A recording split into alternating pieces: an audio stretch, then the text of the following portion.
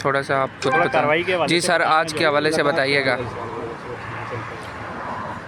دیکھیں آج کی کارروائی کے حوالے سے تو آپ کے ساتھ ڈسکشن ہو چکی ہے میرا خیال ہے، اب نیکسٹ ڈیٹ پہ فائنل آرگومنٹس ہوں گے، اور امید ہے کہ انشاءاللہ جو کچھ جو لوگوں کے ساتھ لوگوں کے بنیادی انسانی حقوق کی وائلیشن ہو رہی ہے، لوگوں کی پرائیویٹ لائف ڈسٹرب ہو رہی ہے، وہ نہیں ہونی چاہیے۔ وہ لوگوں کا بنیادی حق ہے، انسان کی زندگی سب سے زیادہ قیمتی ہے، اس کی لائف، اس کی پرائیویسی، اس کی پرائیویٹ لائف، اس کو جا کر کے افسوس سے کہنا پڑتا ہے کہ جن ہماری اداروں کی ذمہ داری ہے کہ وہ جا کر بارڈرز پہ وہ سیکیورٹی یا دشمنوں کی سرویلنس کریں اور اس کے بارے میں انٹیلیجنس بیسڈ آپریشنز کریں، وہ لوگوں کے گھروں کے بیڈ رومز میں جا کر کے اگر ان کی ویڈیوز بنائیں گے یا ان کی آڈیو لیکس کریں گے تو وہ نقصان دہ ہوگا میرا خیال ہے ہمارے ملک کے لیے بھی، اور لوگوں کے بنیادی انسانی حقوق بھی اس سے متاثر ہوں گے، وہ نہیں ہونا چاہیے۔ بہرحال اس پہ جسٹس بابر ستار صاحب اور سنجیدگی کے ساتھ اس ایشو کو ٹیک اپ کر رہے ہیں، اور ہمیں امید ہے کہ انشاءاللہ بہت اچھی ججمنٹ آئے گی۔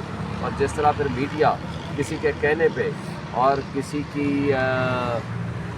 ریپوٹیشن خراب کرنے کی نیت سے وہ جو ان ویریفائڈ آڈیو لیکس ہوں یا ویڈیوز ہوں وہ جو چلاتا ہے وہ دیٹ از رانگ، انلیگل ہے، ان لافل ہے، اس میں پیمرا بھی اپنی ذمہ داریاں ادا کریں۔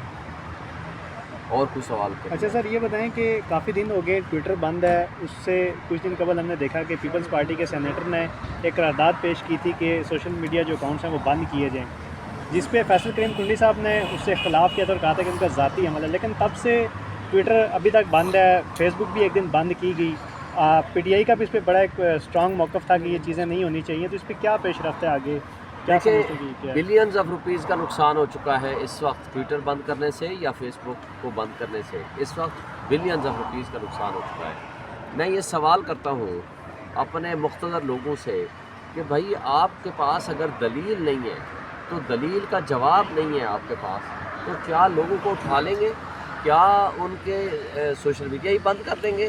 یہ کوئی قانونی طریقہ نہیں ہے۔ ہماری یوتھ بڑی سمجھدار ہے، ہمارے پڑھے لکھے لوگ ہیں، پہلے ہی 15 لاکھ کے قریب ہمارا جو پروفیشنل پڑھا لکھا لوگ تھا وہ پچھلے 1.5 سال میں ملک چھوڑ کے جا چکا ہے۔ آپ کا کیپٹل فلائٹ ہو رہا ہے، دبئی کی تاریخ میں سب سے زیادہ جو پیسہ انویسٹ ہوا ہے ریئل اس میں پراپرٹی میں، تو ریئل اسٹیٹ میں وہ سب سے زیادہ ہوا ہے آپ کا پاکستانیوں کا۔ تو اس سے اندازہ ہوتا ہے کہ پاکستانیوں جو ہے وہ نا امید ہوتے جا رہے ہیں، مایوس ہوتے جا رہے ہیں، اور جن کو انہوں نے حق نمائندگی دیا ہے ان سے آپ نے حق نمائندگی ڈاکہ زری کے ذریعے چھین لیا۔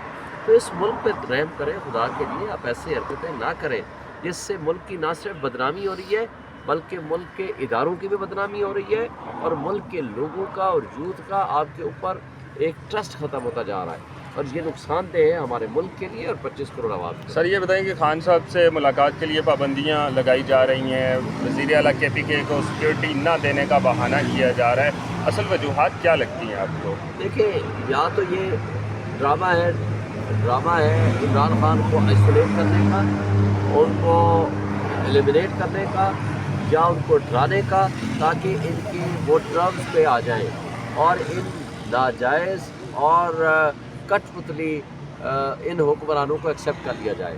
وہ جو ڈاکو رانی پنجاب میں بیٹھی ہوئی ہے، جو اپنا الیکشن ہار چکی ہے اور جو جگہ جگہ جا کر اپنی بھی بےعزتی کرا رہی ہے، کیا وہ ٹک ٹاکر ہے؟ کیا وہ بچوں کے اسکولوں میں یا جہاں بھی جا رہی ہے اپنی انسلٹ کرا رہی ہے؟ پہلے تو وہ ثابت کرے نا کہ وہ جیتی ہوئی کیسے ہے، فارم 45 کو ذرا لے کر آئے نا اپنا۔ وہ بری طرح ہاری ہوئی خاتون ہے اور اس نے اتنے برے پریسیڈنٹ سیٹ کرنے جا رہی ہے جو کہ ہم اس کی شدید مذمت کرتے ہیں۔ انشاءاللہ ہمیں امید ہے کہ عدالتوں سے ہمیں انصاف ملے گا۔ ہم نے آرڈرز کر رکھے ہیں اور کنٹمپٹ پٹیشن بھی فائل کر دی ہیں، ہمیں امید ہے کہ انشاءاللہ ہائی کورٹ کے آرڈر سے ہماری ملاقات۔ مریم نواز کی آپ بات کر رہے ہیں تو انہوں نے کل 3 کروڑ کے قریب رقم مانگ لی ہے کہ جی میری گاڑی کے جو ٹائر ہیں اور وہ بلٹ پروف اور اس طرح کی باتیں، کیا ایک معاشی طور پر عدم استحکام کا شکار ملک کو یہ چیزیں زیب دیتی؟ اس کو 3.25 کروڑ روپے مانگے ہیں کہ جی میچنگ اس کے لیے چیزیں لگانی ہے گاڑی کے اندر یا ٹائر تبدیل کرنے ہیں۔ شرم آنی چاہیے اس کو جو خود ڈاکہ زنی کے ذریعے وجود میں آئی ہے، اس کی کوئی لیگل ویلڈٹی نہیں ہے، اور یہاں سے پیسہ منی لانڈرنگ کے ذریعے ایون فیلڈ ڈپارٹمنٹ یا پورے پاکستان دنیا میں جا کر کے انہوں نے وہاں پیسہ لے کر گئے ہوئے ہیں، اور مزید ان کو یہ شرم نہیں آتی کہ اس غریب قوم کے 2.5-3 کروڑ روپے وہ اس لیے 2.5 کروڑ روپے کے قریب وہ اس لیے لگانے ہیں کہ جناب ان کو ایک خواہش اور چوائس اور رنگ کے حساب سے جناب ان کو کوئی کوشش چاہیے یا پتہ نہیں کیا چیزیں چاہیے یا ٹائر چاہیے. یہ قابل افسوس بات ہے. اور پھر جو بھکاری ہوتے ہیں نا بھائی نسلاً، وہ بھکاری ہی رہتے ہیں. مجھے بتائیں، ان بھکاریوں سے پوچھتا ہوں کہ خود تو تم بھکاری ہو، تم نے پوری قوم کو بھکاری بنا دیا، کیونکہ شہباز شریف نے کہا بیگرز آر ناٹ چوزرز. اب ایک آٹے کی تھیلی اٹھا کر کے پوری قوم کو تم بھکاری بنا رہے ہو اور ان کی بےزتی کر رہے ہو، ان کی تذلیل کر رہے ہو، اور تمہیں شرم آنی چاہیے. تمہیں اگر کوئی چیز کسی کی مدد کرنی ہے تو اللہ کا بھی حکم ہے کہ بھائی اگر آپ کسی کو دے رہے ہو تو دائیں ہاتھ سے دو تو بائیں ہاتھ کو اس کو پتہ نہ چلے. تو بات یہ ہے کہ آپ اس طریقے سے اگر کسی کو دینا ہے، لسٹیں آپ کے پاس موجود ہیں، شناختی کارڈ کے اوپر آپ اسی پیسہ کے ذریعے یا کسی بھی ذریعے سے آپ اتنے فنڈس ٹرانسفر کر دیں تاکہ وہ لوگ اپنے حساب سے جو انہوں نے خریداری کرنی ہے وہ کر لیں. پچھلے سال بھی 25 ارب روپے کی بقول شاہد خاقان عباسی کے انہوں نے فراڈ اور جعلسازی کی تھی اور کرپشن کی تھی جب وہ سستا آٹا کے ذریعے انہوں نے دینے کی کوشش کی تھی، اور کتنے لوگ شہید ہو گئے تھے. 12 سے زیادہ لوگ شہید ہو گئے تھے، کئی درجن بھر کے شہید ہو گئے تھے. یہ ان کو شرم و حیا اور غیرت ختم ہو گئی ہے کہ لوگوں کی غیرت ختم کر رہے ہو. سفید پوش طبقے کو اگر کسی کو دینے ہیں وہ آپ اپنی جیب سے نہیں دے رہے ہو، یہ ان کا ہی حق ہے، یہ ٹیکس کے پیسہ ہے. آپ ان کا حق ہے غریبوں کا، ان کو دیں. لیکن ان کو دینے کی بجائے آپ ایسی سستی شہرت حاصل کرنے کی حرکتیں کرتے ہیں، اور ایک شیطان اعظم کی تصویر اوپر آپ نے بنا دی ہے.